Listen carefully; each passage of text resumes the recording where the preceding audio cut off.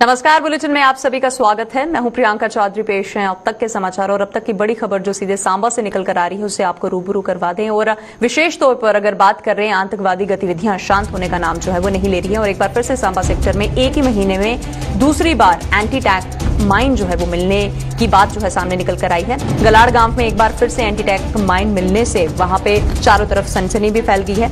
BSF की 48वीं battalion के border outpost के नजदीक खेतों के बीचों बीच ये एंटी टैंक माइन जो है वो बरामद की गई है और ऐसा ही मामला जो है वो 13 जुलाई को भी गलाड़ के खेतों में देखने को मिला था और काफी ज्यादा यहां पर सनसनी फैलती हुई नजर आ रही है। क्योंकि अगर आम लोगों की बात करें तो जब भी इस तरीके की वारदात होती है, इस तरीके की कोई भी हरकत होती है तो वो लोग चिंतित नजर आ जाते हैं और ऐसे में सुरक्षा बल जो है उनकी मुस्तैदी जो है वो भी कहीं ना कहीं तैनात होती हुई नजर आती है और उनकी तरफ से भी हर पुख्ता इंतजाम किए जाते हैं ताकि लोगों की सुरक्षा जो है वो किसी भी किस्म से खंडित होती हुई नजर ना आए। बहरहाल अगर अभी भी सांबा के सेक्टर की बात करें तो वहां पे एक महीने में दूसरी बार, एक बार पहले भी ये जो मामला था वो 13 जुलाई को देखने को मिला था और दूसरी बार ये मामला आज फिर से देखने को मिला है। चलिए इसी पर तमाम जानकारी के लिए और सीधे बातचीत करने के लिए और डिटेल्स के लिए हम बात करेंगे हमारे संवाददाता ऋषि खजूरिया से। ऋषि जी, मैं आपसे जानना चाहूंगी, ये एक बार फिर से मामला जो है देखने को मिला है एंटी टैंक माइन का, जो कि सांबा सेक्टर से निकलकर सामने आया और गलाड़ के खेतों के आसपास की जो लोकेशन है वो ट्रेस की गई है। तो अभी के लिए पुलिस प्रशासन द्वारा किस तरीके की कार्रवाई जो है वो की जा रही है? जी ऋषि। देखिए, बिल्कुल आपको बता दूं कि पिछले एक महीने के भीतर ये दूसरी बार यहाँ पर एंटी टैंक माइन जो है वो मिला है और ये जो एंटी टैंक माइन मिला है ये मिला है जो सांबा जिला का अंतर्राष्ट्रीय सीमा का इलाका है, गलाड़ इलाका। ये यहाँ से आईबी की अगर बात करें तो लगभग ज्यादा दूर नहीं है, लगभग 100-150 मीटर के आसपास इसकी दूरी जो वो बताई जा रही है। और ये जो बसंतर का इलाका है और बताया जा रहा है कि सतपाल नामक एक व्यक्ति जो है ये माइनिंग का मटेरियल लेने के लिए वहां पर गया था। तो इसकी नजर जो वो अचानक पड़ती है नीचे, तो उसने देखा कि वहां पर कुछ सस्पिशियस कोई चीज पड़ी है। उसने देखा तो उसको लगा कि कुछ ऐसा मटेरियल हो सकता है, कोई ग्रेनेड वगैरह ना हो, तो उसने देखा कि ये एंटी टैंक माइन था और उसने फौरन वहां बीएसएफ के साथ संपर्क किया और बीएसएफ की यहाँ पे जिक्र किया जा रहा है कि बीएसएफ की 48वीं बटालियन के साथ जिक्र भी किया गया है और बॉर्डर आउटपोस्ट के नजदीक इस तरीके के मामला देखे जाना। देखिए ऋषि, साफ तौर पर नजर आ रहा है कि स्वतंत्रता दिवस जो है वो नजदीक है और पाकिस्तान की तरफ से ये हरकत जो है, ये हरकतें चाहे ड्रोन एक्टिविटीज हो या जिस तरीके के मामला, तभी हम बात करें एंटी टैंक माइन 13 जुलाई को भी एक बार पहले भी देखने को मिली थी। और क्या लगता है कि किस तरीके की मुस्तैदी और ज्यादा बढ़ाने की जरूरत है ताकि हर एक चीज पर जो नजर है पुलिस प्रशासन की बनी रहे? देखिए प्रियंका, मैं आपको सबसे पहले बता दूं कि जिस तरह से आपने जिक्र किया कि स्वतंत्रता दिवस आ रहा है, तो मैं आपको बता दूं कि ये दूसरी बार जिस तरह से एंटी टैंक माइन मिला, इससे पहले भी कई माइंस जो मिल चुके हैं क्योंकि ये अंतर्राष्ट्रीय सीमा का इलाका है और यहाँ पर कई बारी माइंस बिछाए जाते हैं कि दुश्मन आगे ना बढ़ पाए। एक ये कारण भी हो सकता है। तो हो सकता है कि यहाँ पर जिस तरह से बारिशें अब काफी ज्यादा हुई है तो जमीन में जब पानी आ जाता है तो जमीन जो है वो कहीं ना कहीं खोखला होना शुरू हो जाती है। तो जमीन के अंदर से जो एंटी टैंक माइंस है ये बाहर आ जाते हैं, शायद पानी के बहाव से ये आगे तक जो चला गया है। ये बसंतर का इलाका है, वन टिप इलाका, पोस्ट वहां से हमारे बिल्कुल पास है और उसी को देखते हुए उस व्यक्ति ने जिसने इसे देखा था उसने फौरन बीएसएफ की टीम के साथ संपर्क किया। बीएसएफ की टीम वहां पर पहुंचती है और बम डिस्पोजल स्क्वाड वहां पर पहुंच जाता है, उसे डिफ्यूज भी कर दिया जाता है। लेकिन अब सवाल यह है कि लगातार अंतर्राष्ट्रीय सीमा हो या रिहायशी इलाके हो, रिहायशी इलाकों में अगर बात करें या अंतर्राष्ट्रीय सीमा के इलाकों की बात करें तो संदिग्ध ड्रोन एक्टिविटीज लगातार देखी जा रही हैं। मुझे लगता है कि अभी कुछ घंटे पहले ही आपने देखा कि जिस तरह से सांबा सेक्टर की राजपुरा तहसील में जो हथियारों की खेप जो बरामद की गई है, तो वो 2 किलोमीटर का जो दायरा है अंतर्राष्ट्रीय सीमा का, जहां से ये आज पूरी खेप रिकवर की गई है। और उसी के साथ साथ बैनगलाड़ का इलाका जो है ये भी पूरा अंतर्राष्ट्रीय सीमा का इलाका है। तो यहाँ से एंटी टैंक माइन मिलना ये भी एक कहीं ना कहीं सनसनी जो वो वहां इस इलाके में बन जाती है। क्योंकि सवाल यह है कि अगर उस एंटी टैंक माइन पर कोई वेट पड़ जाता या कोई व्यक्ति वहां से निकल जाता तो ये वहां पर फट सकता था माइन और काफी नुकसान जो है वो हो सकता था। जानी नुकसान यहाँ पर हो सकता था, माली नुकसान हो सकता था, हो सकता है कि कोई जानवर इसके ऊपर से निकल जाता क्योंकि जानवर शाम को लोग जो अपने खेतों में लेकर जाते हैं चारा वगैरह खिलाने के लिए। जी बिल्कुल। तो ये सारी चीजें कहीं ना कहीं दरकिनार हम नहीं कर सकते। यहाँ आप ये कह सकते हैं कि कोई बड़ा हादसा भी टला है, वक्त रहते ही बीएसएफ को इन्फॉर्म कर दिया गया और वहां पर जो बम निरोधक दस्ता है वो भी मौके पर पहुंचता है और इसे वहां पर डिफ्यूज कर दिया जाता है। तो कहीं ना कहीं जब भी बरसात आती है तो बरसात के दिनों में इस तरह के एंटी टैंक माइन जो वो मिलना शुरू हो जाते हैं। कहीं ना कहीं दोनों तरफ आप कह सकते हैं कि एक तरफ अगर दुश्मन कहीं आगे बढ़ता हुआ नजर आता है तो वहां पर माइन जो वो बिछाए जाते हैं, लेकिन कहीं ना कहीं ऐसा हो सकता है कि यहाँ उसकी तरफ से, दुश्मन की तरफ से भी ये हरकत हो सकती है, लेकिन अभी तक कोई इसके ऊपर जो आला अधिकारियों की तरफ से स्टेटमेंट है वो नहीं दी गई है। जी, चलिए बहुत बहुत शुक्रिया ऋषि तमाम जानकारी हमारे साथ साझा करने के लिए और बताने के लिए कि ये जो एंटी टैंक माइन जो बरामद किया गया है, फिलहाल अभी पुलिस विभाग की अगर हम बात करें तो उनकी तरफ से किसी भी तरीके की पुष्टि जो है वो नहीं की गई है। फिलहाल कोई बड़ा हादसा जो है वो टलता टलता रह गया है, वो क्योंकि एंटी टैंक माइन अगर वहां पे डिफ्यूज हो जाता और उससे बहुत बड़ा जानलेवा हादसा जो था वो देखने को मिल सकता था।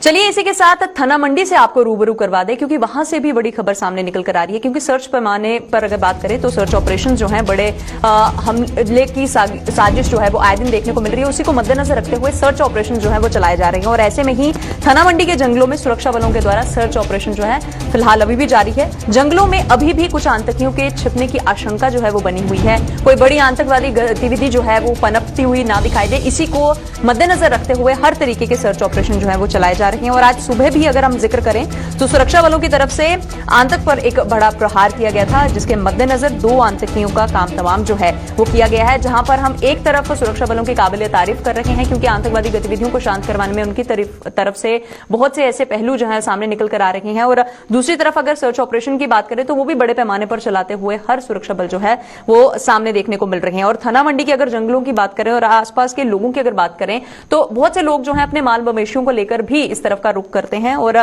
फिलहाल ज्यादा जानकारी के लिए सीधे बातचीत करेंगे और अभी क्या कार्रवाई हो रही है वहां पर सीधे बात करेंगे हमारे संवाददाता जमशीद मलिक से। जमशीद, मेरा आपसे सवाल यही रहेगा, अगर अभी की स्थिति पर गौर फरमाया जाए तो सर्च ऑपरेशन को लेकर किस तरीके की डिटेल्स जो है वो सामने निकल कर आ रही है, जरा बताइए हमें।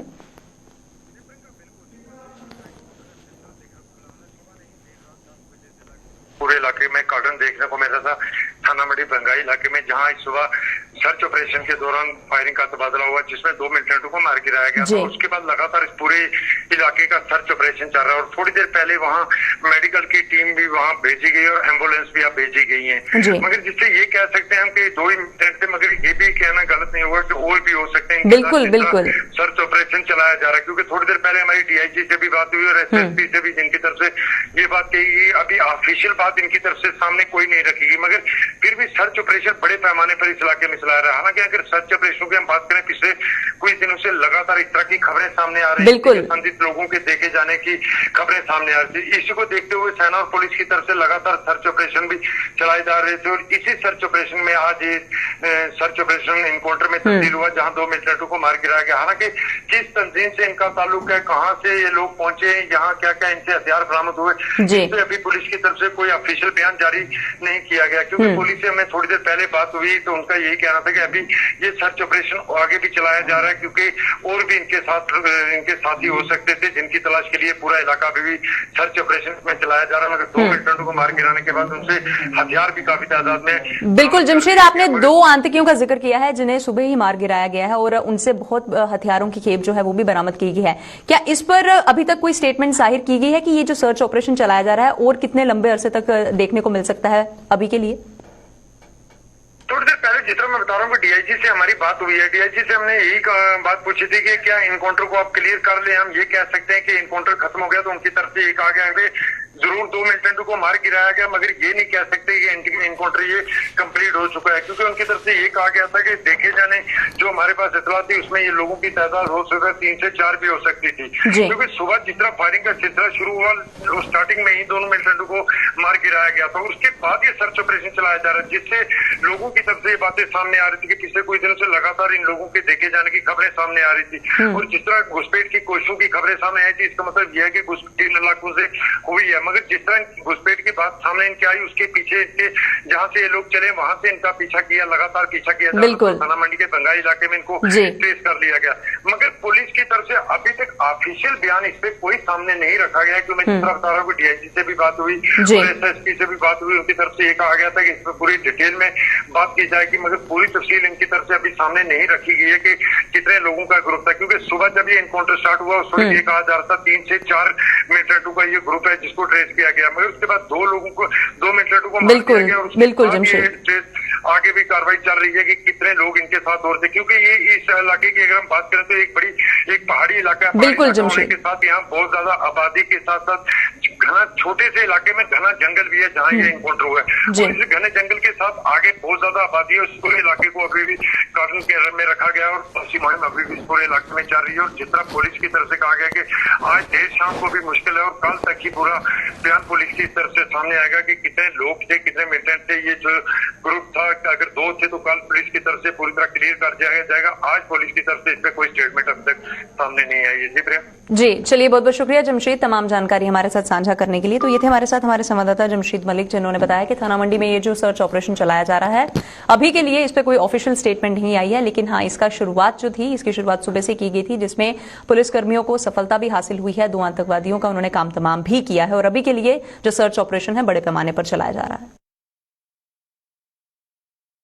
इसी के साथ स्वतंत्रता दिवस की खुशियों में खलल डालने के लिए पाकिस्तान जी तोड़ कोशिश कर रहा है, लेकिन जम्मू कश्मीर पुलिस और सुरक्षा बल उसके हर मंसूबे पर पानी फेर रहे हैं।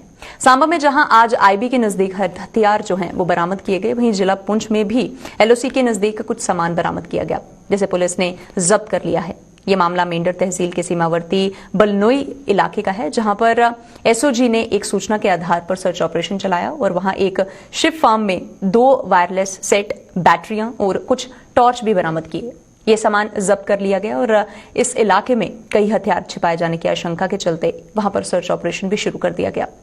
पुलिस ने इस मामले में एफआईआर दर्ज करके अपनी जांच शुरू कर दी है और ये पता लगाया जा रहा है कि आखिर ये सामान शिप फार्म में कैसे पहुंचा। बलनोई गांव है, उसमें एसओजी की नफरी मेंढरा काई है, वो सर्च कर रही थी। दौरान सर्च एक सस्पिशियस बैग मिला है, जिस बैग में कुछ वार लाइक सब्सटेंसेस हैं। एफआईआर दर्ज कर दिया गया है और फर्दर इन्वेस्टिगेशन जारी है। जो भी कुछ सामने आएगा आपसे शेयर किया जाएगा। जम्मू सूबे में सरहद के पास पाकिस्तान की एक और नापाक साजिश का पर्दाफाश हुआ है। सूबे में सांबा सेक्टर का अगर हम जिक्र करें और वहीं की अगर बात करें तो वहां पर आईबी के नजदीक सेना और जम्मू कश्मीर पुलिस ने हथियारों का एक जखीरा बरामद किया है। आशंका जताई जा रही है कि ये हथियार ड्रोन के जरिए सरहद पार से यहां ड्रॉप किए गए थे। मामला जिला सांबा के राजपुरा तहसील के सरथिया गांव का है, जहां पर जम्मू कश्मीर पुलिस और सेना की 6 जैक लाई द्वारा रूटीन में सर्च ऑपरेशन चलाया जा रहा था कि बबर नाले से संदिग्ध परिस्थितियों में एक बैग बरामद किया गया। बम निरोधक दस्ते ने इस बैग को एहतियातन खोला, जिसमें से 2 पिस्टल, 5 मैगजीन, 122 राउंड और एक साइलेंसर बरामद किया गया। इन हथियारों को कब्जे में ले लिया गया है और इसकी सूचना मिलने पर पुलिस और सेना की अतिरिक्त टुकड़ियां मौके पर पहुंची। व कुछ अन्य हथियारों के छिपाए जाने की आशंका के चलते वहां बड़े स्तर पर सर्च ऑपरेशन भी चलाया गया। सूत्रों की माने तो ये हथियार पिछले दिनों सांबा सेक्टर में मंडराए गए ड्रोन के जरिए यहां गिराए गए थे। अब ये आर्म्स एम्यूनिशन इस एरिया में कैसे आए? क्या ये ड्रोन ड्रॉपिंग है या कोई इसको उठा के कहीं और ले जा रहा था, कोई कुरियर था इसमें? ये सब विषय जो है वो इन्वेस्टिगेशन का है। जब तक वो क्लियर नहीं होता कुछ नहीं कहा जा सकता। Thank you.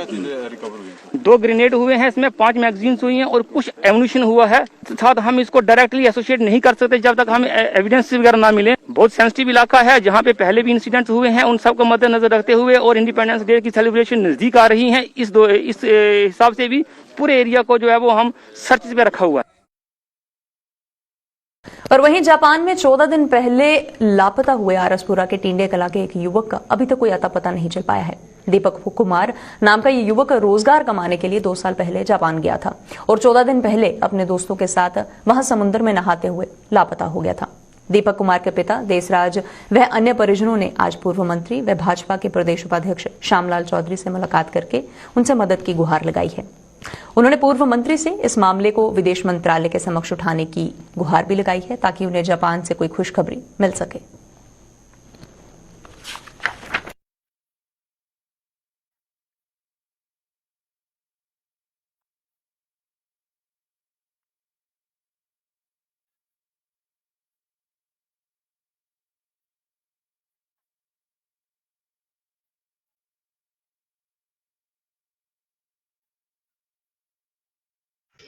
लेकिन उनमें से मतलब 3 वापस आ गए और एक जो मेरा भाई है दीपक वो वापस नहीं आया।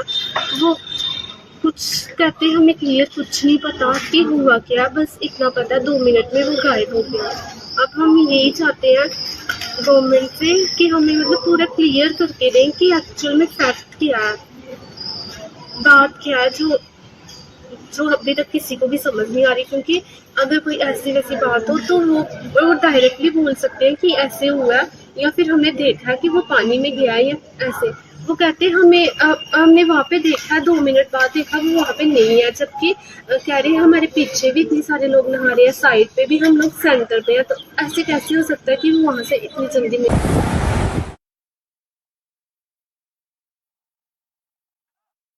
डोडा के गुंदना तहसील के लोगों में वितरण के लिए भेजे गए बेहद ही खराब क्वालिटी के आटे के मामले की जांच शुरू कर दी गई है। डोडा प्रशासन ने इसका कड़ा नोटिस लेते हुए जांच कमेटी का गठन भी किया है। इसके अलावा खाद्य आपूर्ति विभाग के एडी को भी जरूरी दिशा निर्देश जो हैं वो जारी कर दिए गए हैं। खराब क्वालिटी का आटा उधमपुर की मिल से गुंदना स्टोर कैसे पहुंचा और इस पूरे मामले में कौन कौन शामिल है, डोडा के एडीसी ने इसका ब्यौरा तलब किया है और इस आटे के वितरण पर रोक भी लगा दी है। आपको ये भी बताते चले कि करीब 200 क्विंटल मात्रा का ऐसा आटा गुंदना भेजा गया था जो खाने लायक नहीं था और डीडीसी सदस्य असीम हाशमी को इसकी भनक लगते ही उन्होंने इस पूरे मामले को डोडा प्रशासन के नोटिस में लाया था। ये जैसे हमारे नॉलेज में लाया गया, तहसीलदार साहब ने बताया कि ये आटा जो है मिल से जो आता है, जैसे उधमपुर इनका मेन हेड ऑफिस है, वहाँ से गुंदना तहसील के लिए जा रहा था और इसका गुंदना स्टोर जो है वहाँ था। तो हमारे नॉलेज में भी थ्रू मीडिया और ये चीज़ पहुँची, हमने उसी वक्त तहसीलदार साहब को भेजा और डिटेल रिपोर्ट उनसे मांगी है और एक कमेटी बनाई है जिसके लिए वो इंक्वायरी के लिए इंक्वायरी ऑफिसर भी लगाया है। प्लस एडी फूड को क्लियर कट इंस्ट्रक्शन दे दी हैं कि भाई जो भी इसमें लैकुना पाया गया है उसकी इंक्वायरी करे, वो रिपोर्ट सबमिट करेगा। और ये आटा जो है हमने उनको आगे डिस्ट्रीब्यूट करने से रोक दिया है रिटर्न मिल के लिए, और इसके हम सैंपल भी बना रहे हैं इस एक्सटेंड तक क्या खराबी है और क्या है और क्यों आया, कैसे आया। कितनी क्वांटिटी थी?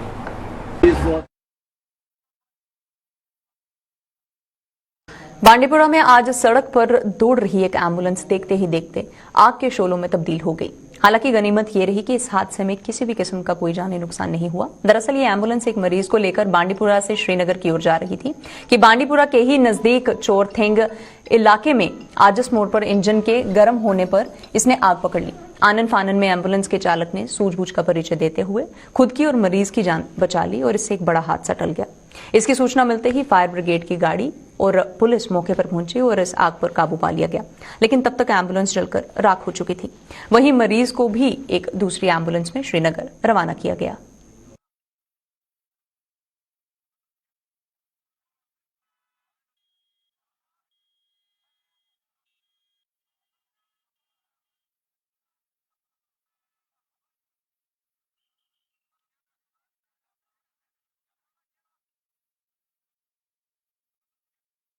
बिलावर के फिंतर इलाके में तेजाब हमले में बुरी तरह से झुलसे बाप बेटे को इलाज के लिए जम्मू के जीएमसी अस्पताल में भर्ती करवाया गया है।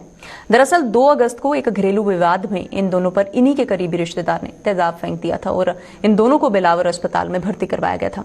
अब इन दोनों को वहां से जीएमसी अस्पताल रेफर कर दिया गया है। इन दोनों की पहचान 57 वर्षीय श्यामलाल और उसके पुत्र मोहित गौड़ के रूप में की गई है। श्यामलाल के दूसरे पुत्र नवनीत ने बताया है कि उसके पिता और भाई पर यह हमला उसके ही चाचा द्वारा किया गया था। मेरे चाचा ने मेरे पापा पे एसिड अटैक किया हुआ है ज़मीन के मसले को लेकर। मम्मी और पापा सुबह काम पे जा रहे थे, उधर ज़मीन में कुछ घास वास काटने के लिए कर चाचा ने अचानक से ही उस पर एसिड से अटैक कर दिया है उस पर। और मैं तो बाहर था काम से, मेरे को तो थोड़ी देर बाद पता चला। 3 बंदे तो पकड़ लिए हैं, चाचा और चाची और उनका बेटे विपुल। बाकी 2 बंदे जो हैं वो भागे हुए हैं, उनको पकड़ नहीं रही है। उनको बचाने की कोशिश कर रहे हैं कि उनकी बेल वगैरह हो जाए। वो पूरा प्लान किया हुआ था उन्होंने, उसको बचाने के चक्कर में कुछ लोग लगे हुए हैं। तो क्या होता है? इंसाफ वही होना चाहिए कि अगर 3 बंदों को 307 लगी है, उनको भी 307 के उसमें डालना चाहिए। उनकी भी कोई जमानत वगैरह नहीं होनी चाहिए, क्योंकि वो पूरे प्लान के साथ रेडी थे। पूरी मारने की कोशिश की गई है, अभी भगवान की कृपा से थोड़े बच गए हैं, तो इन्होंने तो अपने से मार ही डाला था। बांडीपुरा के शादीपुरा इलाके में आज मार्शल आर्ट प्रतियोगिता का आयोजन किया गया। जिला पेंसाक सेलातर एसोसिएशन और सेना की 24 राष्ट्रीय राइफल्स द्वारा आयोजित इस प्रतियोगिता में करीब 160 बच्चों ने भाग लेते हुए मार्शल आर्ट्स की इस नई विधि में जमकर अपने जौहर भी दिखाए। सुंबल के एसडीएम डॉक्टर बशीर अहमद और कैप्टन अभिषेक इस मौके पर विशेष तौर पर मौजूद थे।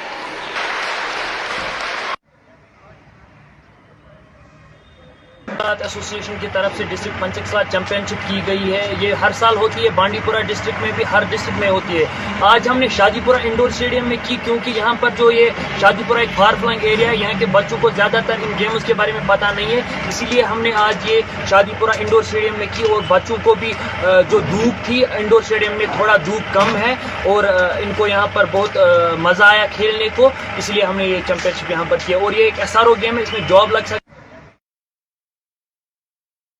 जिला सांबा की रामगढ़ तहसील में पिछले करीब 2 महीनों से बिजली की भारी भरकम कटौती से लोगों में अब काफी ज्यादा परेशानी जो है उन्हें उठानी पड़ रही है। बिजली न आने से और पानी की सप्लाई भी बाधित हो रही है और आज एक बार फिर से सुनवाई न होने पर गुस्साए लोगों ने रामगढ़ विजयपुर मार्ग जाम कर दिया।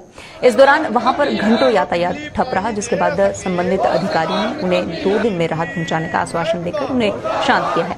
लोगों ने चेतावनी दी है कि 2 दिनों में अगर उन्हें राहत नहीं मिली तो वो विजयपुर में जम्मू पठानकोट हाईवे जाम करने को मजबूर हो जाएंगे। रामगढ़ टाउन में जितने भी किसान लोग रहते हैं, इनको पंप सेट की प्रॉब्लम है। आज हॉस्पिटल में बच्चे और लोग जो बीमार आते हैं उनको बिजली की प्रॉब्लम है। तो बिजली की वजह से हमें पानी भी नहीं मिलता। जब पानी वाले को कहो कि पानी क्यों नहीं छोड़ते तो वो कहते हैं बिजली नहीं आती। तो सुबह के लोग 9 बजे से भूखे पानी तक नहीं पिया। ये बुजुर्ग लोग आए हैं, अपना अपना घर बाहर सभी लोग छोड़ के सड़कों पर धरना दे रहे थे। ये मैं LG साहब से भी कहना चाहता हूँ कि विजयपुर, खासकर जो सांबा डिस्ट्रिक्ट है, विजयपुर में बिजली डिपार्टमेंट को ठीक कीजिए। और अभी एक्शन साहब आए थे, उन्होंने कहा है कि 2 दिन हमें दीजिए, 2 दिन के अंदर बत्ती ठीक हो जाएगी। अगर नहीं ठीक होगी तो सारा इलाका इकट्ठा करके हम विजयपुर में बड़े लेवल पे धरना देंगे। आने वाले दिनों में शुरू होने वाले मुहर्रम के महीने के लिए की गई तैयारियों पर आज मेंढर में मंथन किया गया। मेंढर के एसडीएम साहिल जंडियाल ने भी विभिन्न सरकारी विभागों के अधिकारियों की बैठक लेकर उन्हें तमाम बुनियादी सुविधाओं को समय रहते सुनिश्चित करने के दिशा निर्देश जो हैं वो जारी कर दिए हैं। आने वाले चंद दिनों में मुहर्रम का महीना जो शुरू होने वाला है, उसी के सिलसिले में हमने आज सभी डिपार्टमेंट्स की और जो हमारे यहाँ डिफरेंट अंजुमन हैं उनके रिप्रेजेंटेटिव्स को बुलाया था और उनसे हमने बात की है। मुहर्रम के रिगार्डिंग जो अरेंजमेंट्स उनको रिव्यू किया है डिफरेंट डिपार्टमेंट्स के साथ भी, और सभी जो अंजुमन के जो हमारे रिप्रेजेंटेटिव्स हैं उनसे भी हमारी बात हुई है कि जो हमारा मुहर्रम के जो प्रोग्राम्स रहते हैं उनको strictly as per Covid SOPs भी हैं उनको फॉलो करते हुए जो है उनको। पुंछ जिले के दिव्यांगों को मुंह मांगी मुराद मिलना शुरू हो गई है और इस साल मार्च महीने में जिले के जिन दिव्यांगों की निशानदेही करके उनका ब्यौरा लेने के बाद उनमें जरूरत का सामान बांटना शुरू कर दिया गया है। और इसी कड़ी में आज सूरनकोट सामाजिक अधिकारिता शिविर लगाया गया है। इस शिविर में कई दिव्यांगों में जरूरत का सामान भी वितरित किया गया।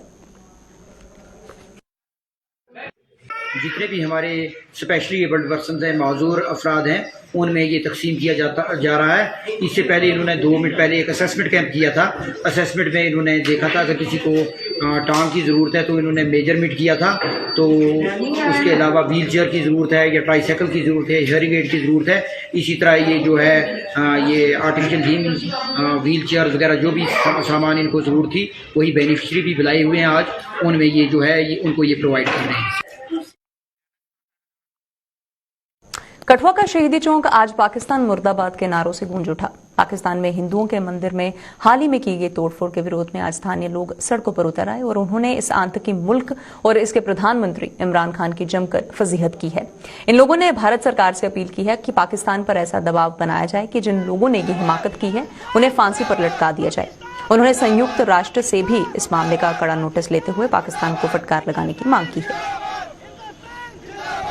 को तोड़ा गया जब वो निंदनीय काम है, गलत काम है, ऐसा भविष्य में कभी नहीं होना चाहिए। पाकिस्तान के प्रधानमंत्री को शर्म आनी चाहिए, उनको संज्ञान लेना चाहिए।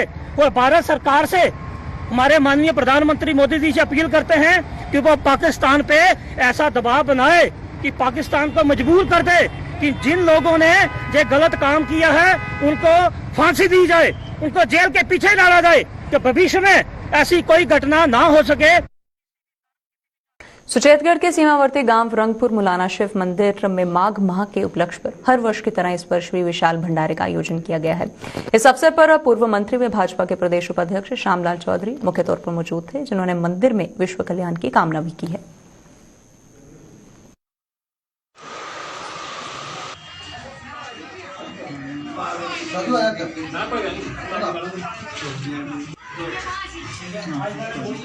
ठीक है सर, थोड़ी बाहर आके